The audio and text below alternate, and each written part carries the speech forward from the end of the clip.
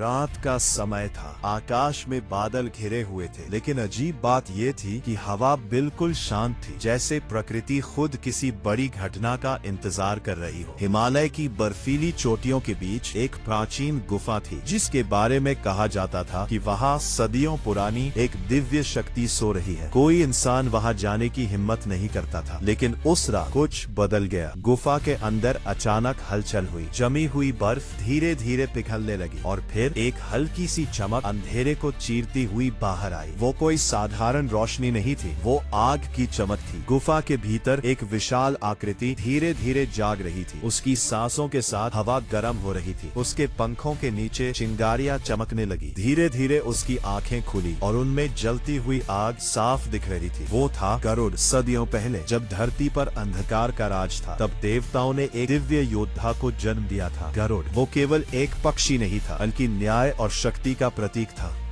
उसकी सबसे बड़ी ताकत थी उसके पंख, जो साधारण नहीं बल्कि दिव्य अग्नि से बने थे। कहा जाता है कि उसकी एक उड़ान से आसमान जल उठता था और उसकी एक गर्जना से दुष्ट शक्तियां कांप उठती थी। लेकिन हर शक्ति की एक कीमत होती है। एक भयानक युद्ध के बाद जब अंधकार को हराया गया, तब गरुड़ ने अपनी शक्ति को नियंत्रित करने के लिए खुद को एक गहरी नींद में डाल दिया, ताकि संतुलन बना रहे। लेकिन अब वो संतुलन टूट चुका था।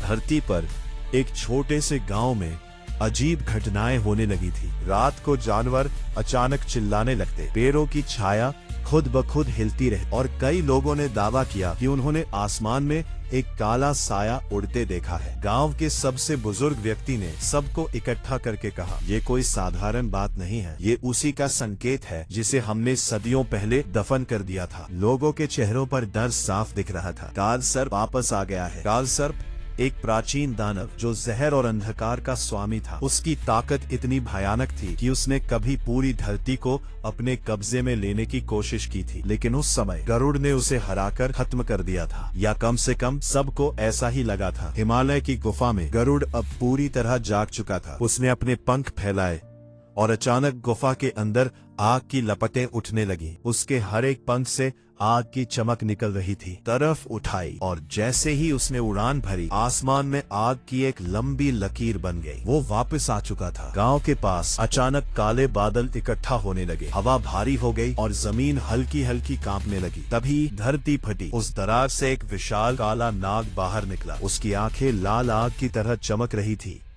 और उसके मुंह से जहरीली धुंध निकल रही थी। वो था काल सर्प। उसकी हंसी पूरे इलाके में गूंज उठी। आखिरकार मैं वापस आ गया। लोग डर के मारे भागने लगे। तभी आसमान से एक तेज गर्जना सुनाई दी। गरुड़ आ चुका था। उसके पंख आग से जल रहे थे और उसकी आंखों में वही पुरानी शक्ति लौट आई थी। काल सर्प ने ऊपर देखा और मुस्कुराया। तो तुम भी आ गए? गरुड़ की आवाज गूंज उठी। इस बार तुम्हारा अंत निश्चित है। अचानक काल सर्प ने अपने मुंह से जहर की एक विशाल लहर छोड़ी, लेकिन गरुड़ ने अपने पंख फैलाए और आग की दीवार खड़ी कर दी। जहर और आग टकराए और एक जोरदार धमाका हुआ। आसमान कांप उठा, धरती हिलने लगी। गरुड़ ने तेजी से नीचे गोता लगाया और अपने पंजों से काल सर्प पर हमला किया, लेकिन काल सर्प ने अपनी पूंछ से उसे जकड़ लिया और पूरी ताकत से जमीन पर पटक दिया। गरुड़ घायल हो गया। उसके पंखों की आग धीमी पड़ने लगी। काल सर्प धीरे धीरे उसकी ओर बढ़ा। तुम अब पहले जैसे नहीं रहे। गांव के लोग दूर से ये सब देख रहे थे। उनकी आंखों में डर था, लेकिन दिल में एक उम्मीद भी थी। एक छोटा बच्चा आगे बढ़ा और चिल्लाया, हार मत मानो। उस आवाज ने जैसे सब कुछ बदल दिया। गरुड़ ने अपनी आंखें बंद की और उसे याद आया उसका उद्देश्य, उसकी जिम्मेदारी और लोगों की आस्था।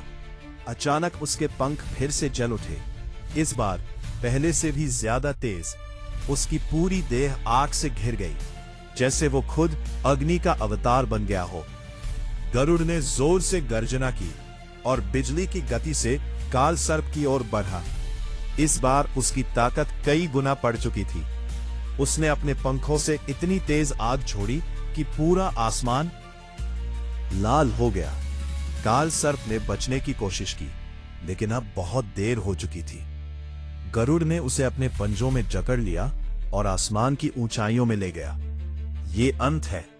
और फिर एक विशाल आग का विस्फोट हुआ। कुछ पल बाद सब शांत हो गया। आसमान साफ हो चुका था। धरती पर कोई अंधकार नहीं था। काल सर्प का कोई निशान नहीं बचा था। गरुड़ धीरे धीरे नीचे उतरा। गांव के लोग उसके सामने झुक गए। उनकी आंखों में कृतज्ञता थी। गरुड़ ने एक बार चारों ओर देखा और फिर बिना कुछ कहे आसमान की ओर उड़ गया। उस दिन के बाद सब कुछ सामान्य हो गया, लेकिन लोगों को पता था ये अंत नहीं है, क्योंकि जब भी अंधकार लौटेगा, आसमान में फिर से आग के पंख दिखाई देंगे।